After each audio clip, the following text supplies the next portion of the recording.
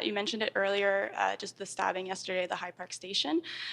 So you did mention that you want to sit down with all parties to find a solution. I'm just wondering what kind of concrete measures you can take immediately, really, to make the TTC safer. Well, one of the things we've done, and this, we should remember, I mean, the TTC, and this is not to be complacent about what happened yesterday, it was a horrific event and it was a tragedy.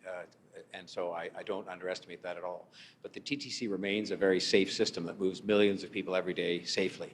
And we've already taken measures in the past and even in the current circumstance to increase the presence of different kinds of people, special constables, streets to homes, outreach workers, police officers on the system, and that kind of work will continue. There's also discussion at the present time about having some additional resources that will be in the budget for next year to enhance that presence, that physical presence on the system. Those discussions were underway before this terrible incident, and we will continue with those discussions. I will sit down next week with the police chief and with the CEO of the TTC to discuss what else we can do.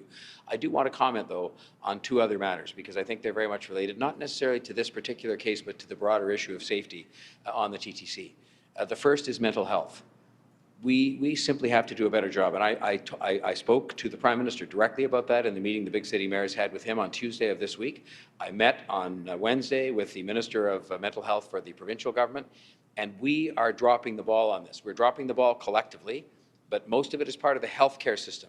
And a lot of what people tell me, including a big meeting I had with employers this week talking about people coming back to work, is that the presence of people who have mental illness, and this is not blaming them, they are victims and they are people who have an illness and they're not getting properly looked after in our system, the healthcare system. And we simply have to step up and make sure that we start to make the investments so those people have somewhere to go other than wander up and down street subway cars, which is what happens. And they scare people and they make people anxious. And we have to do better than that. And the second is the state of the law. I mean, the law has, and I'm not saying this is in any way connected to yesterday, but it's connected to the general issue of safety on the TTC.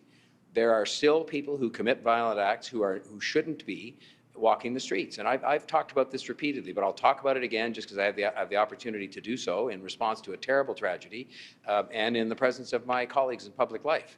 I mean, we have to address the bail laws in this country and address why there are so many people that have proven records of endangering others or a multiple number of allegations outstanding against them in respect of things like guns. And we have to improve the sentencing laws to just make sure that people who are repeated offenders are not able to do that kind of thing on the transit system or anywhere else. It's just part of a broader issue of violence in the city that, you know, some areas of the record have improved this year, others have not.